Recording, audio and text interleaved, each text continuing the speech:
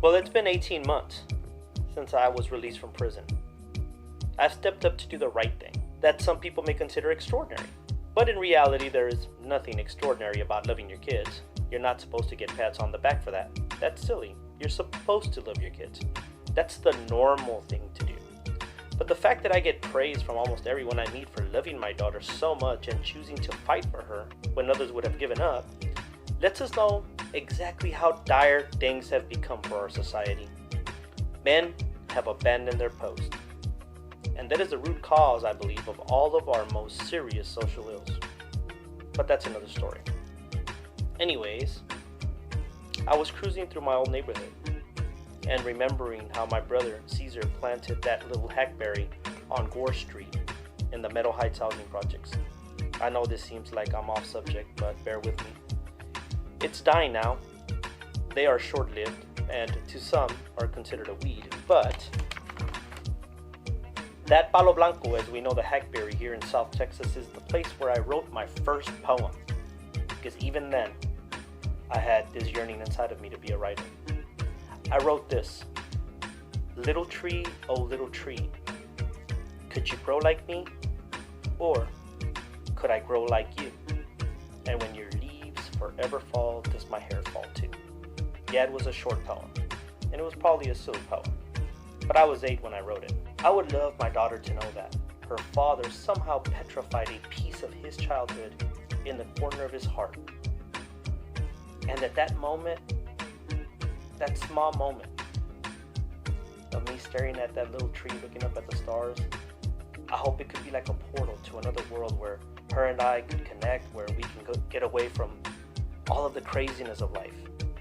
And I think because I'm still very much in tune with my inner child, that I believe I will be able to help my daughter cope with the trauma of realizing she's been lied to her whole life on who her father really is. Poor child, she's been told that someone else is her dad. And I have to be emotionally and mentally and spiritually prepared for her to reject me. At first, at least. But I also have to love her unconditionally, no matter what happens. I believe it is fair to answer, I guess, the question that all of you may have and address the elephant in the room. I will in part. So why did I go to prison? Before I became a father, my life was absolute chaos. I was one of those kids that grew up in a broken home, not to make any excuses for myself. I grew up with an absent father and a mother that was psychologically absentee.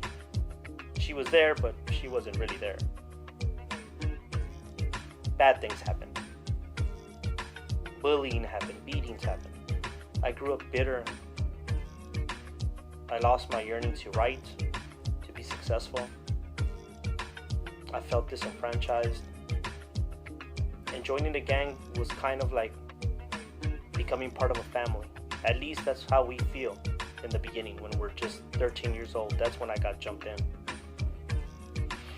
Fast forward to the future where I almost got shot and killed and I had to defend myself and I ended up in prison and getting the case overturned and all the craziness that happened, which I'll get into later. I won't tell you everything. But talking more about the book. Yes, in part the bulk of this literary work is to document a journey of a father fighting to be in his daughter's life. But in retrospect, in searching for my daughter, amazingly, I ended up finding myself and my calling, which is to be the greatest father that I can be and to inspire other men, especially those who have a rough past, to do the same. I'll leave you with a cliffhanger. I'll answer that question and tell you all about the craziness that happened and that led to my incarceration in the next video, and why my life has gone so crazy. I love you guys. This is a part of chapter 1. Thank you for tuning in to Finding Megan.